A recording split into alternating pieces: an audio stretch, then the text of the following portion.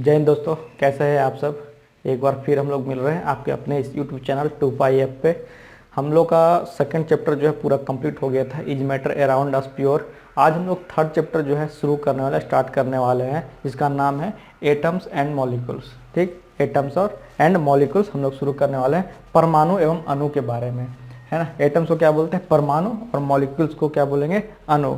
तो परमाणु क्या है और अणु क्या है, और कैसे इसका नाम दिया गया, और कैसे इसके बाद जो है कौन कौन सा लॉ आते गया, वो सब चीज़ के बारे में हम लोग आज पढ़ेंगे। लेकिन इससे पहले पढ़ने के लिए आप लोग जो है फर्स्ट एंड सेकेंड चैप्टर पूरा बढ़िया तरीके से पढ़ लें, नहीं तो फिर क्या है, थर्ड चैप्टर बिल्कुल ही नहीं समझ में आएगा। ठीक, फर्स्ट सेकंड तक तो समझ में भी आता है, लेकिन थर्ड चैप्टर बिल्कुल भी समझ में नहीं आएगा बिना फर्स्ट और सेकंड समझे हुए। ठीक, तो चलिए आज हम लोग शुरुआत करते हैं फर्स्ट और सेकंड चैप्टर। ठीक, सबसे पहले मैं बताने जा रहा हूँ कि परमाणु मतलब जो ये आपका एटम जो नाम है वो कैसे पड़ा। बहुत ही पहले से ही, बहुत ही पूर्व से ही, मतलब 500 ईसा पूर्व से ही, मतलब कि इसमें विवाद चल रहा था कि जो पदार्थ है, मैटर, उसका सबसे छोटा कण क्या है। उसको हम लोग, ऐसा कोई तो एक छोटा कण होगा जो उसको, और जो हम लोग उसको विभाजित नहीं कर सकते हैं, तो उसको क्या नाम दिया जाए, है ना। तो बहुत बहुत दिनों के बाद फिर महर्षि कन्नड़ नामक, है ना, एक व्यक्ति थे, उन्होंने क्या बोला, उन्होंने कहा कि पदार्थ जो है, और पदार्थ का वह छोटा कण जिसको जो है और भी छोटा नहीं तोड़ा जा सकता है, उसको उन्होंने नाम दिया क्या, परमाणु। हिंदी में नाम दिया उन्होंने, क्या दिया, परमाणु। उन्होंने यही बताया कि मतलब इसको और जो है छोटा छोटा कण में जो है और हम लोग विभक्त नहीं कर सकते, और उसका इन्होंने नाम क्या दिया, परमाणु दिया, है ना, जिसको हम लोग एटम के नाम से जानते हैं। अभी एटम के बारे में बताऊंगा कि एटम का नाम कैसे पड़ा। उसके बाद क्या हुआ, महर्षि कात्यायन, उन्होंने ही बोला कि पदार्थ का कोई ऐसा तो छोटा ये कण या फिर पदार्थ का ऐसा कोई छोटा पार्टिकल तो होगा ही होगा जिसको और कोई उसका सूक्ष्मतम रूप में तोड़ा नहीं जा सकता, can not be broken into simpler substances, और मतलब और जो है छोटा उसका जो है पार्टिकल में उसको तोड़ा नहीं जा सकता है। तो ऐसा कुछ तो संभव होगा। कुछ दिनों के बाद, है ना, ऐसा वाद विवाद बहुत दिनों तक चलता रहा, और कुछ दिनों के बाद डेमोक्रेटस और ल्यूसिपियस, दो वैज्ञानिक जो थे, उन्होंने क्या बोला कि मतलब जो पदार्थ है, हम लोग का मैटर है, उसको जो और छोटा में विभाजित नहीं किया जा सकता, वो उसका पार्टिकल को उन्होंने क्या नाम दिया, उन्होंने नाम दिया एटम, जिसको हिंदी में हम लोग परमाणु के नाम से जानते हैं, जो हम लोग का महर्षि कन्नड़ ने दिया था। उसी के आधार पर जो है एटम और परमाणु जो है दोनों यहाँ पर नाम पड़ा है। ठीक, उसके बाद भी जब 18वीं शताब्दी में ये सब जो है पूरा एक्सपेरिमेंटली कुछ नहीं चल रहा था, एक्सपेरिमेंट सब, ये सब मतलब फिलॉसफी चल रहा था कि हाँ कुछ ऐसा होता होगा, उन्होंने ऐसा नाम दिया और इन्होंने ऐसा नाम दिया। ठीक, फिर भी और इसके और आगे जानकारी जानने के लिए फिर क्या हुआ, 18वीं शताब्दी में जो है वैज्ञानिकों ने क्या किया कि जो हम लोगों ने पढ़ा था, क्या पढ़ा था, लास्ट टॉपिक इसका हम लोगों ने पढ़ा था एलिमेंट और कंपाउंड, मतलब तत्व और यौगिक। इन दोनों को मतलब और भी ज़्यादा समझने के लिए कि इसका छोटा से सूक्ष्मतम रूप और क्या हो सकता है, इसको समझने के लिए लेवोजियर, जो साइंटिस्ट हम लोग कौन थे, लेवोजियर जो थे, उन्होंने दो लॉ दिए, दो महत्वपूर्ण लॉ दिए, जो हम लोग जिसको बोलते हैं लॉ, जिसको हम लोग क्या बोलेंगे, लॉ ऑफ केमिकल कॉम्बिनेशन। क्या बोला हम लोग ने उसको, लॉज ऑफ केमिकल कॉम्बिनेशन, रासायनिक संयोजन का नियम। क्या बोला उन्होंने, रासायनिक संयोजन का नियम उन्होंने दिया, रासायनिक संयोजन का नियम, रासायनिक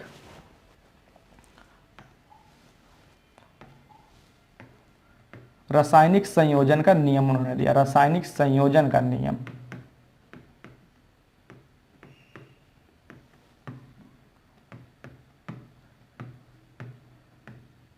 हिंदी में बोलते हैं लॉज ऑफ केमिकल कंपोजिशन। तो इसके अंतर्गत ना दो लॉ था, कौन कौन सा, law of conservation of mass और लॉ ऑफ कांस्टेंट प्रोपोर्शन। वो लॉ ऑफ मल्टीपल प्रोपोर्शन वो बाद में बताएंगे, है ना, इसको अभी रहने दीजिए, इसको अभी हम लोग रहने देते हैं। दो पर फोकस कीजिए, जो लेवोजियर ने दिया था लॉ ऑफ केमिकल कंपोजिशन, इसके कॉम्बिनेशन, इसके अंतर्गत जो है दो law, the law of conservation of mass और the law of constant proportion, जो आगे आकर केमिस्ट्री के दुनिया में बहुत मतलब कि हम लोग का महत्वपूर्ण फायदेमंद जो है, जो ही बोल सकते हैं, वो हम लोग का पाया गया। ठीक, तो किसके द्वारा गया था? लेवोजियर के द्वारा। तो यही दो लॉ के बारे में सबसे पहले हम लोग पढ़ेंगे, law of conservation of mass और लॉ ऑफ कांस्टेंट प्रोपोर्शन। तो लॉ ऑफ कंजर्वेशन ऑफ मास पढ़ने से पहले क्या मैं बार बार बोलता हूँ क्या, कि जो रीढ़ की हड्डी है एनसीईआरटी का, वो हम लोग क्या है, बैकबोन जो है हम लोग का, वो हम लोग का एक्सपेरिमेंट है। तो फिर से हम लोग एक्सपेरिमेंट के जरिए हम लोग देखेंगे क्या, कि लॉ ऑफ कंजर्वेशन ऑफ मास क्या है ना। लॉ ऑफ कंजर्वेशन ऑफ मास कह सकते हैं, हिंदी में क्या होता है हम लोग का, म्यान संरक्षण का नियम, हम लोग हिंदी में बोलते हैं उसको, लॉ ऑफ कंजर्वेशन ऑफ मास को। तो उसको समझने के लिए फिर से हम लोग क्या करेंगे, एक एक्सपेरिमेंट लेंगे। इसमें क्या किया गया है, दो ग्रुप में बांटा गया है, दो चीज एक्स और वाई, है ना, जैसा कि आप लोग को वहां दिख रहा होगा, एक्स और वाई में बांटा गया है। ठीक, पहला लिया गया है कॉपर सल्फेट CuSO4, है ना, और वाई में लिया गया आपका सोडियम कार्बोनेट Na2CO3। ठीक, सोडियम कार्बोनेट, है ना। फिर दूसरा में उसी तरह लिया गया है बेरियम क्लोराइड, फिर सोडियम सल्फेट, लीड नाइट्रेट या फिर सोडियम क्लोराइड। ये तीनों में से कोई भी ले सकते हैं, लेकिन एक्स में ये लेना है, वाई में ये लेना है, ये ध्यान रखना है। अब क्या करेंगे, हम लोग सॉल्यूशन प्रिपेयर करेंगे। सॉल्यूशन कैसे प्रिपेयर करेंगे, सॉल्यूशन प्रिपेयर सेपरेटली करना है, एक एक पेयर का अलग अलग। और कैसे करेंगे, दोनों को हम लोग 10 ml पानी में डाल करके, दोनों को हम लोग 10 ml में 5% सॉल्यूशन हम लोग तैयार करेंगे। उसके बाद क्या करेंगे, जैसा कि आप लोगों को फिगर में दिख रहा होगा, ये जो कोनिकल फ्लास्क है, कोनिकल फ्लास्क में हम लोग सॉल्यूशन वाई रखेंगे। सॉल्यूशन वाई को हम लोग क्या करेंगे, कोनिकल फ्लास्क में रख लिया यहाँ पे Na2CO3, है ना, सोडियम कार्बोनेट को यहाँ पे रख लिया, सोडियम कार्बोनेट को। और ये जो हम लोग ग्लास ट्यूब है, टेस्ट ट्यूब बोले, सॉरी ग्लास ट्यूब मैंने बोले, टेस्ट ट्यूब जो है, इसमें हम लोग रखेंगे CuSO4 को, कॉपर सल्फेट को।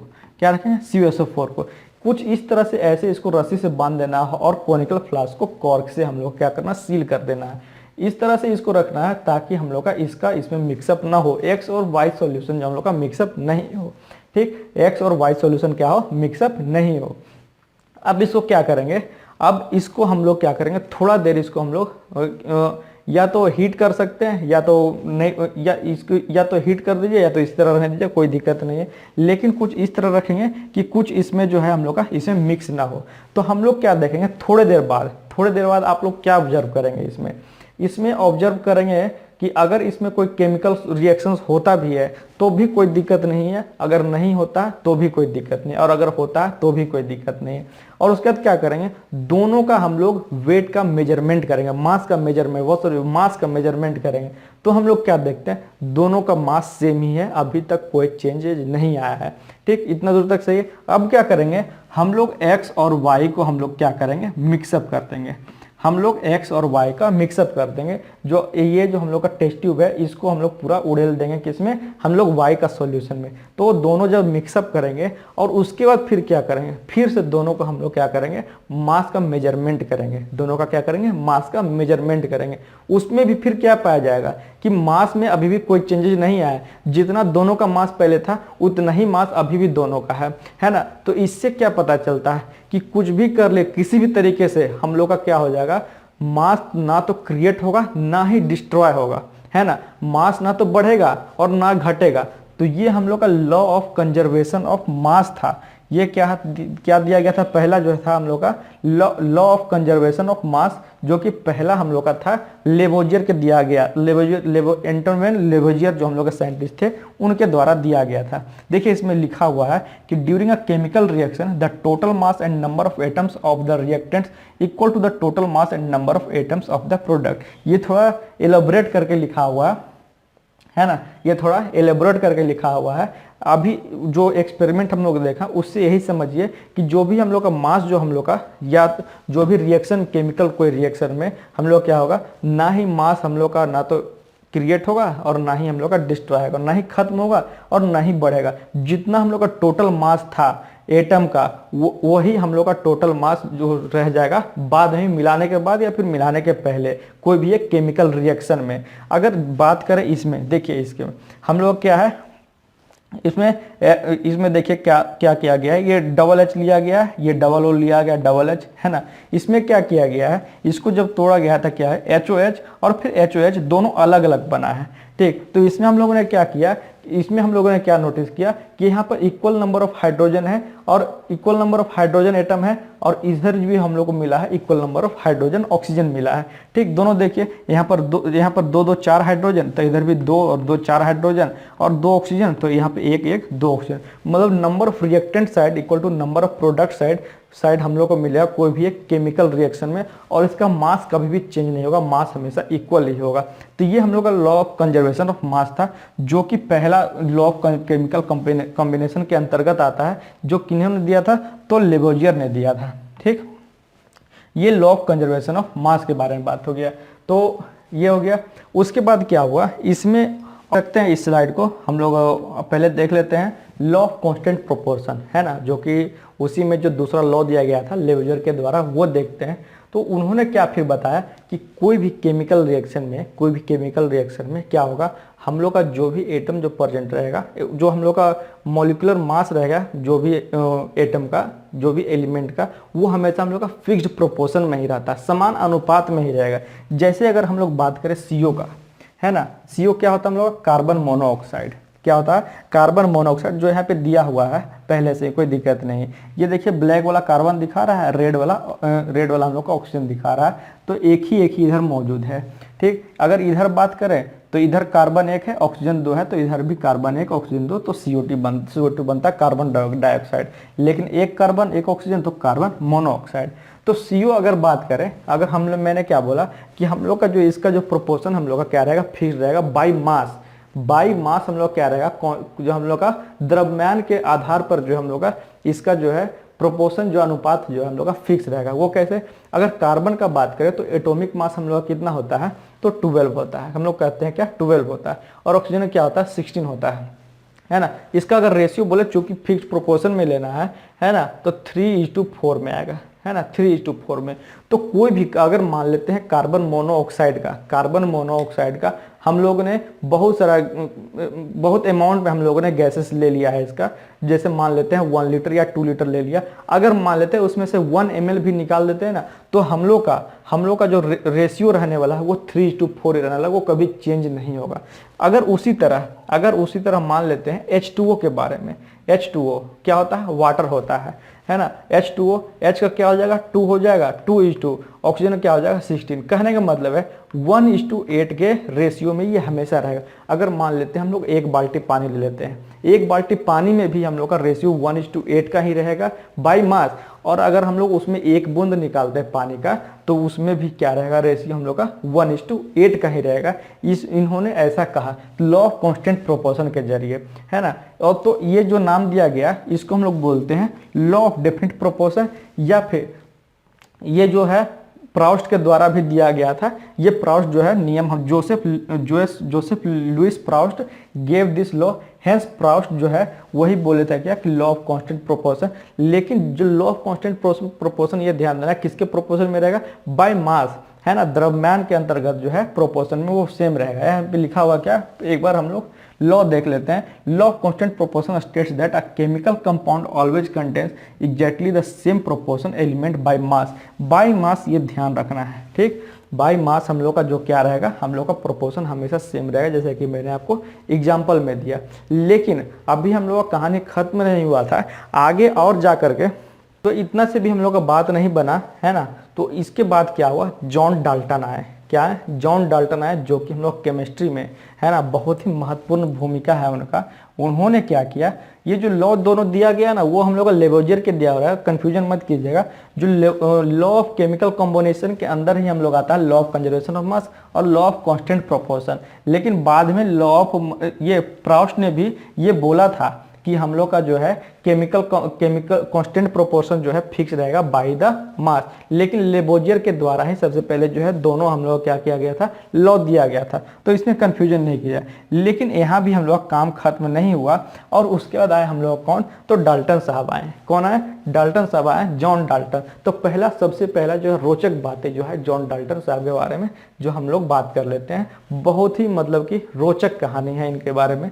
जॉन डाल्टन क्या है, मतलब बहुत ही पुअर फैमिली से बिलोंग करते थे, जिनका जो जन्म है वो 1766 में इंग्लैंड में हुआ था। उन्होंने सबसे पहले अपना लाइफ जो है बिगिन किया था टीचर के रिस्पेक्ट में, जो कि वो 12 साल की उम्र में टीचर बन गए थे और उसके 7 साल बाद एक स्कूल के प्रिंसिपल बन गए थे, हेड मास्टर। ठीक, यहाँ पे लिखा हो क्या, he began his career as a teacher at the age of 12, 7 year later, मतलब 7 साल के बाद he became a principal, he became a school principal. ठीक, उसके बाद क्या हुआ, 1793 में डाल्टन साहब चले गए मैनचेस्टर मैथमेटिक्स, फिजिक्स और केमिस्ट्री पढ़ाने के लिए कोई कॉलेज में। ही spent most of his life there teaching and researching. In 1800 he presented his atomic theory which was a turning point in the study of matter. उसके बाद 1808 में जो है उन्होंने अपना जो है एटॉमिक थ्योरी दिया, जो कि हम लोग का मैटर जो कि पदार्थ है उसमें बहुत बड़ा टर्निंग पॉइंट लाया। तो अभी हम लोग देखने वाले हैं 1808 में उन्होंने क्या ऐसा किया था जो कि आज तक हम लोग पढ़ रहे हैं और आगे भी पूछते जो है पढ़ती रहेगी ये चीज़, है ना। तो हम लोगों ने क्या देखा कि जो नाम हम लोगों ने रखा, जो महर्षि कन्नड़ ने दिया था परमाणु नाम, जो कि क्या था, हम लोग का जो पदार्थ मतलब कि मैटर जो है सबसे छोटा जो सूक्ष्मतम कण है, जिसको और कोई छोटा चीज में तोड़ा नहीं जा सकता, उसको उन्होंने क्या नाम दिया था, परमाणु। इन्होंने भी सेम चीज नाम दिया, इन्होंने भी क्या किया, सेम नाम दिया। उन्होंने सूक्ष्मतम कण को परमाणु ही नाम दिया, एटम ही नाम दिया, है ना। लेकिन according to Dalton's atomic theory, उन्होंने क्या बोला, उन्होंने परमाणु के आधार पर मैटर का कुछ तथ्य रखा। वो क्या क्या तथ्य रखा वो देखते हैं। तो according to Dalton's atomic theory, all matter whatever an element, compound और mixture is composed of a small particle called atom. तो उन्होंने भी यही बोला कि डाल्टन एटॉमिक थ्योरी क्या बोलता है कि जितना भी मैटर मतलब पदार्थ, जितना भी मिक्सचर मतलब कि मिश्रण, या फिर जितना भी कंपाउंड यानी कि यौगिक, सभी जो है स्मॉल पार्टिकल से बना हुआ है, उसको हम लोग क्या कहते हैं, एटम। हिंदी में क्या बोलते हैं, परमाणु। हिंदी में क्या बोलते हैं, परमाणु। ठीक, ये चीज ये ध्यान रखना है। और उनका थ्योरी कुछ ये सब चीज दर्शाता था, 4-5-6 पॉइंट है। वो चीज बहुत ही बेहतरीन तरीका है, ये बहुत ही बेहतरीन चीज है ये। थोड़ा अच्छे तरीके से ध्यान से देखिएगा क्या है।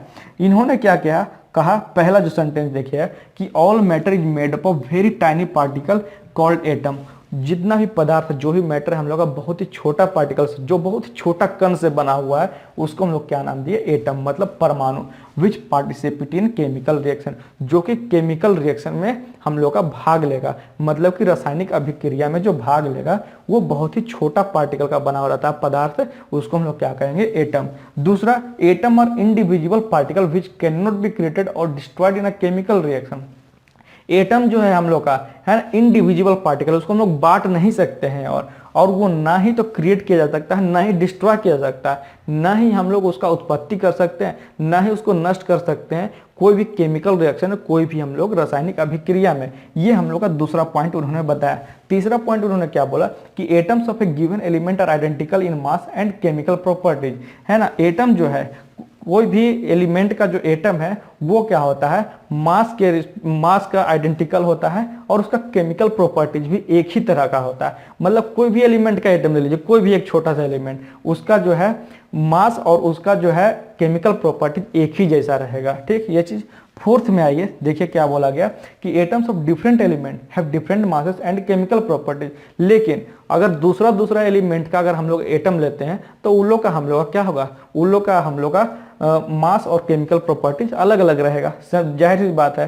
5 नंबर क्या हो, atom combine in the ratio of a small whole number to form compound. Atom जो है बहुत ही छोटा छोटा करके कंबाइन करके हम लोग क्या बनाता है, होल नंबर बनाता है और उसको क्या बनाता है, उसको कंपाउंड बनाता है, न्यू प्रोडक्ट क्रिएट करता है। The relative number and kinds of all atoms are constant in a given compound, है ना। जो भी रिलेटिव नंबर या फिर जितना भी अलग अलग तरह का हम लोग का एटम है वो कांस्टेंट रहता है कोई भी एक कंपाउंड में। ठीक, अब क्या है, आगे चल के हम लोग देखेंगे, या तो 4th चैप्टर में भी 4th चैप्टर नहीं, लेकिन हम लोग क्लास 10th में देखते हैं क्या कि एटम को और भी हम लोग छोटे भागों में बांट सकते हैं, तो वो हम लोग बाद में देखेंगे। यहाँ पे लिखा होगा you will study in the next chapter. Next chapter में भी है कुछ, बाकी जो बचा हुआ आप लोग 10th चैप्टर में पढ़ेंगे। Atoms are made of still a smaller particle, ये हम लोग जो है नेक्स्ट चैप्टर में देखेंगे, चैप्टर 4th में। ठीक, बाकी क्या हुआ, एटम के बारे में अभी और चीज जानना है। ठीक, तो अब हम लोग देखें कि एटम होता क्या है, परमाणु क्या है। तो कैसे हम लोग जानें कि परमाणु क्या है। जैसे मान लेते हैं कि एग्जाम्पल ले लीजिए, आपकी कोई घर बन रहा है, अगर मान लेते हैं कोई घर बन रहा है तो क्या आप अंदाजा लगाइए कि अगर जो कोई दीवार खड़ा है तो दीवार खड़ा करने का सबसे छोटा इकाई उसका क्या है, तो हम लोग बोलेंगे क्या, ईंट है। क्या बोलेंगे हम लोग, क्या, ईंट है। तो ईंट से क्या हुआ, दीवार बना और बहुत सारा दीवार मिलाकर क्या हुआ, हम लोगों ने एक बिल्डिंग खड़ा कर दिया, हम लोगों ने एक बिल्डिंग खड़ा कर दिया। तो उस बिल्डिंग का जो सबसे छोटा इकाई है, जो सूक्ष्मतम इकाई है, उसको हम लोगों ने क्या बोला कि ईंट बोला। अगर उसी तरह से आप लोग बोलिएगा कि अगर कोई चींटी का ढेर, जो चींटी का घर है, अगर उसका हम लोग अगर बोले कि उसका सूक्ष्मतम, उसका जो मतलब स्मॉल यूनिट क्या है, जो कि हम लोग का जो चींटी का घर बनाने में उसका लगा है, तो हम लोग बोले हैं कि रेत का दाना है ना, पार्टिकल ऑफ सैंड। तो इसी तरीके से मैटर का भी पदार्थ का भी वह सूक्ष्मतम रूप जो सबसे छोटा है, तो वो उसका नाम दिया गया क्या, एटम। उसी को हम लोग क्या कहते हैं, एटम, परमाणु, जो कि डाल्टन थ्योरी भी यहाँ पे वेरीफाई करता है उसको, डाल्टन एटॉमिक थ्योरी। अब हम लोग जाने हैं क्या कि एटम जो है, परमाणु जो कितना छोटा है, कोई मैटर का परमाणु कितना छोटा हो सकता है, ये कैसे हम लोग जानेंगे वो देखते हैं। आइए देखिए, है ना। तो कोई भी परमाणु कितना छोटा हो सकता है, कोई भी एटम, देखिए तो atomic radius is measured in nanometer. Nanometer हम लोग मेजर करते हैं और समझ सकते हैं नैनोमीटर कितना छोटा होता है। 1 नैनोमीटर इक्वल टू क्या होता है हम लोग का 10⁻⁹ मीटर, 10⁻⁹ मीटर। तो इसका बताइए ये साइज किसका है, तो ये साइज हम लोग का याद रखिएगा, ध्यान रखिएगा कि किसका था, हम लोग का सॉल्यूशन का था। ठीक, आइए तो ये हम लोग 1 नैनोमीटर इक्वल टू क्या है 10⁻⁹ मीटर। इसी को क्या लिख सकते हैं कि 1 मीटर इक्वल टू 10⁻⁹ नैनोमीटर, है ना। जस्ट उसका उल्टा मैंने कर दिया, तो है ये लिखा हुआ कि 1 मीटर इक्वल टू 10⁹ नैनोमीटर। ये मतलब कि सिर्फ लिखा हुआ कि मतलब नैनोमीटर में एक्सप्रेस करेंगे, इसलिए यहाँ पे थोड़ा कन्वर्जन दिया हुआ और कुछ नहीं। अब देखिए साइज देखेंगे, रेडियाई सबका दिया हुआ, मतलब त्रिज्या सबका दिया हुआ है, चूंकि सर्कुलर होगा, है ना, ये तो इसलिए इसका त्रिज्या दिया हुआ एटम का सबका। जैसे एटम ऑफ हाइड्रोजन लेंगे तो एटम ऑफ हाइड्रोजन 10⁻⁻10 कितना है 10⁻⁻10, है ना, कितना है 10⁻⁻10। अगर बात करें atom of water 10⁻⁹, molecule of haemoglobin 10⁻8, grain sand of grain 10⁻4, 10⁻3 एंट का, 10⁻1 एप्पल का। ठीक, तो ये सब चीज जो है कुछ दिया गया है साइजेज हम लोग का किसका, तो अलग अलग एलिमेंट के एटम का, मतलब जो सूक्ष्मतम रूप हो सकता है, जो सिंपलेस्ट फॉर्म ऑफ मैटर हो सकता है एटम का, वो दिया गया अलग अलग का, हाइड्रोजन का है, वाटर का है, हेमोग्लोबिन का है, मतलब एक एग्जांपल के तौर पे यहाँ पे याद रख सकते हैं। और कुछ चीजें जो है डायरेक्ट क्वेश्चंस में कॉम्पिटिटिव एग्जाम में पूछा जाता है कि बताइए कि वाटर का मॉलिक्यूल का जो है साइज कितना होता है, तो डायरेक्ट मारना है 10⁻⁹। हाइड्रोजन का पूछेगा तो 10⁻10, एप्पल का पूछेगा 10⁻1। तो इस तरीके से। तो चलिए अब आगे जाकर क्या हुआ कि जितना भी जो एलिमेंट था ना, उसको जो है सिंबलाइज करना शुरू किया। किन्होंने सबसे पहले सिंबलाइज करना शुरू किया, तो डाल्टन साहब ने। तो डाल्टन साहब ने सिंबलाइज करना शुरू किया कि कैसे हम लोग एटम को पहचानेंगे। बार बार एटम बोलना पड़ेगा, ऐसे नहीं, बार बार एलिमेंट वो चीज़ बोलना पड़ेगा, ऐसे नहीं होना चाहिए। उन्होंने क्या किया, सिंबलाइज करना शुरू किया। उन्होंने कुछ मतलब सिंबल्स के आधार पर जो है एलिमेंट को बांटा। जैसे हाइड्रोजन का सर्कल बना करके बीच में एक ब्लैक डॉट डाला, कार्बन का पूरा जो है सर्कल में डाल करके ग्रे कलर डाला, ऑक्सीजन में पूरा व्हाइट, फॉस्फोरस में कुछ इस प्रकार का, सल्फर में कुछ इस, आयरन का आई लिख दिया डायरेक्ट, कॉपर का सी, लीड का एल, सिल्वर का एस, गोल्ड का जी, प्लेटिना का पी और मरकरी का कुछ इस तरह का सिंबल बनाया, है ना। तो सभी का सिंबल बनाना इस तरह सब पॉसिबल नहीं था, क्योंकि याद कीजिए एलिमेंट कितना है हम लोग का, मोर देन 100, जिसमें से 92 हम लोग का नेचुरली ऑकरिंग है, बाकी हम लोग का मैनमेड है। तो वो चीज आगे देखेंगे क्या, आगे क्या हुआ। सबसे पहले बर्जीलियस ने क्या किया, उन्होंने जो है नामकरण करना शुरू किया एलिमेंट का। क्या किया, नामकरण करना शुरू किया एलिमेंट का। वो मतलब या तो पहला लेटर या फिर दूसरा लेटर से उन्होंने नामकरण करना शुरू किया।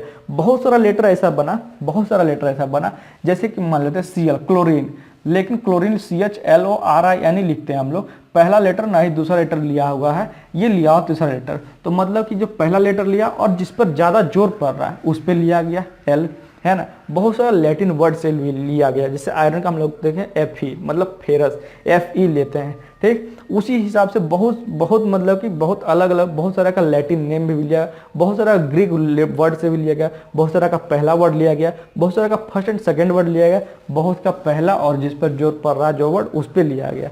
तो कुछ कुछ जो है यहाँ पर सिंबल जो है दिया हुआ, जैसे देखिए एल्युमिनियम का Al फर्स्ट और सेकेंड वर्ड लिया गया है ना, एल्युमिनियम क्या है Al पहला और सेकंड वर्ड लिया गया, आर्गन पहला सेकंड, बेरियम पहला सेकंड, बोरोन का सिर्फ पहला वर्ड बी लिया गया, लेकिन वही ब्रोमीन का पहला और सेकंड वर्ड Br लिया गया है। कैल्शियम पहला second, carbon C, chlorine C और L, कोबाल्ट CO। और अगर आगे देखें कॉपर, अब देखिए कॉपर का Cu लिया गया, क्योंकि इसका लैटिन नेम होता है क्या, क्यूप्रस, CuPrus, ठीक। तो कॉपर का Cu लिया गया, फ्लोरीन का F, गोल्ड का Au, क्यों Au का होता है ऑरम, Au लिया गया, हाइड्रोजन का H, आयोडीन का I, आयरन का मैंने बताया फेरस, लीड का Pb क्यों लिया, लीड का चूंकि लैटिन नेम होता है प्लम्बम, तो Pb यहाँ पे लिया गया, मैग्नीशियम का Mg, नियोन का Na। तो इस तरीके से है ना, अलग अलग आधार पर जो है बर्जिलियस ने सबसे पहले जो है नामकरण शुरू किया। अगर पूछे कि एलिमेंट का नामकरण सबसे पहले कौन शुरू किया, तो बर्जिलियस जो है वो शुरू किए। लेकिन अगर पूछे सिंबल किसने दिया था एलिमेंट का सिंबल, तो ये दिया गया था हम लोग का जॉन डाल्टन साहब के द्वारा, ठीक। लेकिन अगर बोले सिंबल एलिमेंट का नामकरण किसने किया, तो सबसे पहले बर्जिलियस ने किया था, ठीक। तो इस तरह से हम लोग क्या हुआ, तो इस तरह से नामकरण हुआ। लेकिन कुछ दिनों के बाद है ना, जैसे से नामकरण के बर्जिलियस दिए ये वो, तो ये जो ये सब जो अब नाम है किसके अंतर्गत चला गया, तो ये सब जो है नामकरण जो अब कौन देता है, तो IUPAC के तहत चला गया। वो अब जो है नामकरण ये सब करता है, ठीक। कौन देता है, तो IUPAC का फुल फॉर्म जो है अक्सर जो है एग्जाम में पूछता हुआ देखा गया है, IUPAC है ना। अब इसी के अंतर्गत जो है ये रजिस्टर्ड हो गया है ना, इंटरनेशनली ये रजिस्टर्ड हो गया है कि अब जो नामकरण करेगा, जो एलिमेंट का जितना भी नामकरण किया गया है इसी के द्वारा किया गया है। तो इसका जो फुल फॉर्म आप लोग याद रखिएगा, कभी कभी पूछ लेता है, इसलिए क्या है इसका फुल फॉर्म, तो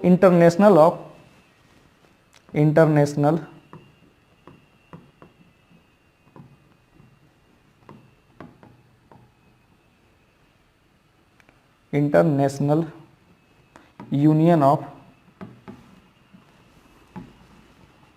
प्योर एंड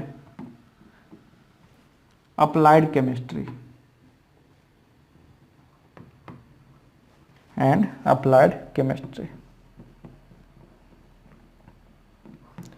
ना। तो इसके द्वारा अब जो है जितना भी जो नामकरण जो है हम लोग का दिया गया था, कुछ होता है जैसे AMU एटॉमिक मास यूनिट को हम लोग अभी क्या है यू से दर्शाने लगे हैं। तो हम लोग क्या हुआ, जैसे AMU को हम लोग U लिखते हैं, जैसे एटॉमिक मास यूनिट को हम लोग क्या लिखते हैं, अब U लिखते हैं। पहले एटॉमिक मास यूनिट लिखते थे, अभी हम लोग एटॉमिक मास में जानेंगे तो वो भी IUPAC के तहत ही U कर दिया गया है ना।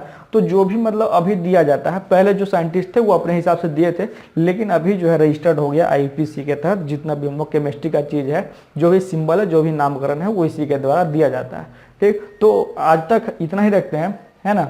अगले वीडियो से हम लोग जो है एटॉमिक मास से हम लोग शुरू करेंगे, एटॉमिक मास यूनिट और क्या एटॉमिक मास होता है। जैसे एटम के बारे में हम लोगों ने पढ़ लिया कि कोई मैटर का जो सूक्ष्मतम रूप क्या है, सबसे छोटा कण क्या है, वो हम लोग का एटम है। भले ही अभी हम लोग 4th चैप्टर में देखेंगे कि उसको हम लोग और भी जो है ब्रेक डाउन करके छोटा तोड़ सकते हैं, ठीक। तो आज के लिए इतना रखते हैं, नेक्स्ट से हम लोग कंटिन्यू करेंगे, एटॉमिक मास से हम लोग शुरू करेंगे, ठीक। तो और बाकी जो है ये सब चीज़ें जो है जो मैंने बताया यहाँ पे देखिए, ये चीज़ जो क्लास 9th वाले स्टूडेंट है वो ध्यान दीजिएगा, मैं उनके लिए बोल रहा हूँ कि ये जो है आप लोग को याद करने रटने की जरूरत नहीं है। इसको बार बार जब प्रैक्टिस करेंगे ना, अभी आपको लोग 9th में, फिर 10th में, फिर 11th करेंगे, 12th करेंगे, तो बार बार ये चीज़ें आएगी तो ऑटोमेटिक जो है याद हो जाएगी, रटने का उतना ज़रूरत नहीं है। लेकिन जो कंपटीशन वाले लड़के हैं उनको रटना पड़ेगा, कोई उपाय नहीं है, याद करना ही है। अभी फिर इसके बाद 10th में क्या है हम लोग का, 10th में पूरा पीरियोडिक टेबल आ जाता है, पूरा एलिमेंट है ना, जो भी 118 एलिमेंट जो है पूरा आप लोग को याद रखना पड़ेगा,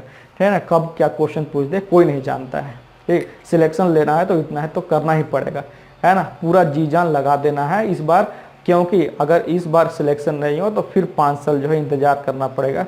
और जल्द ही हम लोग क्या है आरआरबी, एएलपी और जेई और आरपीएफ की वैकेंसी आने वाली है, तो उस हिसाब से आप लोग को प्रिपेयर होकर के रखना है। ठीक, तो आज के लिए इतना रखते हैं, फिर मिलेंगे अगले दिन के। धन्यवाद।